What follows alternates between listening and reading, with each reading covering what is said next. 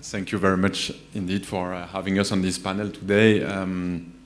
Trying to be brief, but apologies I cannot speak in Romanian, I would love to.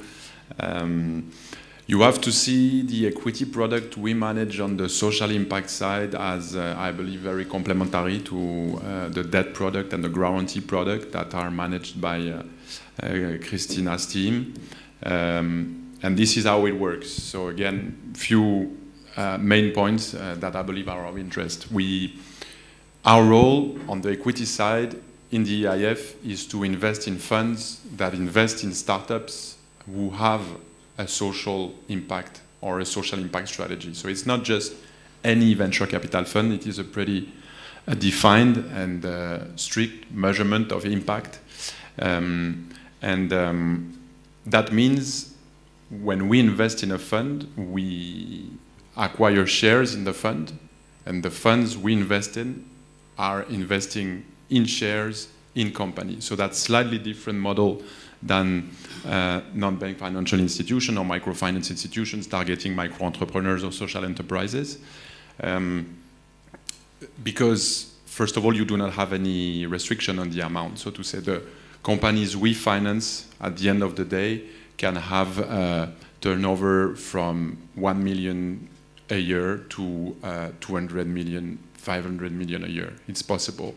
But the thing is that these companies would be, for instance, active on the education sector, using technology to provide access to education for people who are historically remote from, I don't know, reputed universities or are excluded from the labor market at large. Which means we have been pioneers in this market, I think it's fair to say, because we were actively investing on the social impact space in Europe since 2013. And to give you a few indications on the growth of the market and the size of the market, back in 2014, altogether, EIF's venture capital commitment that year amounted to 1 billion euros, spread across 70 transactions. Back in 2014, the total amount of social impact investment within that 1 billion euro was 10 million euro in one single fund. Last year, the total investment volume of the equity team, of the funds team, amounted to 3 billion euros, and out of these 3 billion euros, be it social impact focused or climate impact focused, the total commitment were 700 million euros. So you can appreciate the journey in 10 years' time. And beside having the pleasure to being with you today, I have to my regrets, we have to date no investment in Romania. So that means we're actively looking, and again, please come to see me, we're actively looking for counterparts, equity funds, social impact funds here in Romania that could complement nicely. I believe we are very present on the debt side and on the microfinance social entrepreneurship side, but there are well-functioning and even high-performing venture capital funds in Romania. And I must confess, to me, it's still a bit of a mystery why in these 10 years we have not managed to be able to invest in a Romanian social impact fund. And that's not because we've rejected all of them. It's simply because we have not received, I believe, more than one proposal in 10 years. So question back to you.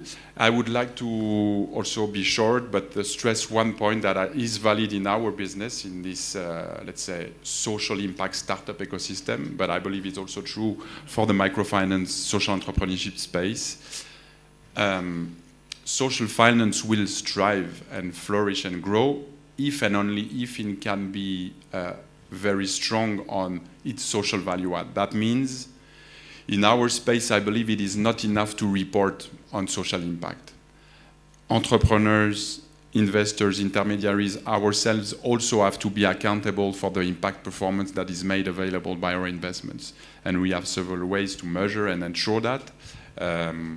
again, I'd be happy if I leave Iași tomorrow with plenty of contacts and potential business leads coming from you.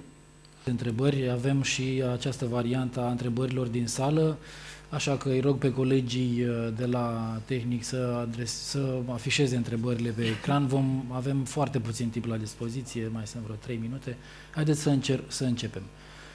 Pentru Cyril Gouiffès, dacă ONG-urile, întreprinderi sociale pot accesa fondurile, întreprinderile sociale pot accesa aceste fonduri?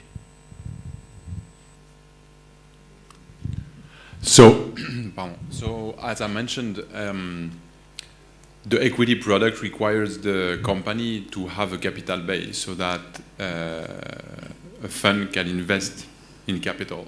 So if the company or if the entity is an NGO indeed, equity investment is not a suitable product. I would even argue perhaps it's not a desirable product. But we also have in our portfolio several models where you have NGO or association or non-profit organization where that covers certain program where you cannot operate under a revolving business model, so to say, and next to it an entity that has a capital base that is perhaps structured as a limited liability company to cover parts of the activity that can be run through a business model. So